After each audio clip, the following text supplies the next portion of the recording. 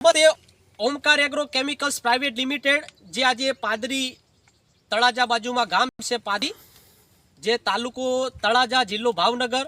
આજે આપણે એક કોટન પ્લોટ ઉપર વિઝિટમાં આવ્યા છે. કપાસમાં છેલ્લા 2 વર્ષથી જે ઝીંક પ્લસ વાપરી રહ્યા છે ભાઈ, એમના મુખેથી આપણે આજે સાંભળશો. નમસ્તે. નમસ્તે સાહેબ. નામ તમારું? મારું નામ અજ્જુભાઈ. બરોબર. ગામનું નામ? પાદરી. તાલુકો? તળાજા, જિલ્લો ભાવનગર. આજે તમે કેટલા સમયથી આ ઓમકારનું ઝીંક પ્લસ વાપરો છો? 2 વર્ષથી વાપરું છું. બરાબર. શું અનુભવ તમને છે? નહીં, વજનમાં બધી રીતે, કુણપમાં, કપા બધી રીતે તમને એકદમ સચોટ જોવા મળે છે. બરાબર. કેટલા વીઘાનો કપાસ કર્યો છે? મેં 20 વીઘાનો કર્યો છે. એમાં ટોટલ ઝીંક પ્લસ વાપરેલું છે? ટોટલમાં મેં 100 કિલો વાપર્યું છે. બરાબર. અને પહેલા કયા પાકમાં તમે વાપર્યું હતું તો તમને રિઝલ્ટ મળ્યું હતું? તો કપાસમાં તમે વાપરતા થયા? ઉનાળુ મગફળીમાં વાપર્યું હતું, તલમાં વાપર્યું હતું. બરાબર. શું ઉતારો બેઠો હતો? મગફળીમાં મારે 20 થી 22 મણનો ઉતારો બેઠો હતો. બરાબર. સરસ. અને ઉનાળુ તલમાં મારે 17-18 મણીનો વીઘો આવ્યો. બરાબર. તો અને કપાસમાં તમે નાખ્યું છે? આજે આ વર્ષે નાખ્યું છું.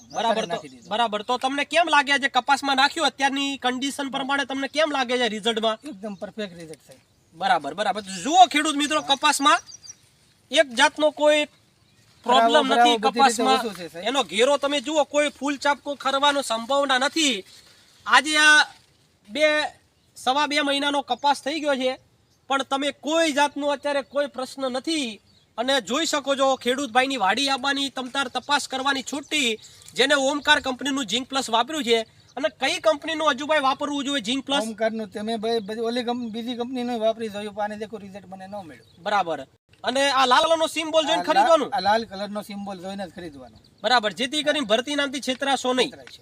કઈ વાંધો નહીં. તો ખેડૂત મિત્રો તમે જોઈ શકો છો, 5 કિલો ઝીંક પ્લસ વાપરવું ફરજિયાત છે. આવા માઇક્રોન્યુટ્રોન તમે જેથી કરીને વાપરશો તો તમે માલમાં ક્વોલિટીમાં જીતશો. એટલે સર્વ ખેડૂત ભાઈઓને વિનંતી, ઓમકારનું ઝીંક પ્લસ ફરજિયાત વીઘે 5 કિલો બધા વાપરે. સીતારામ.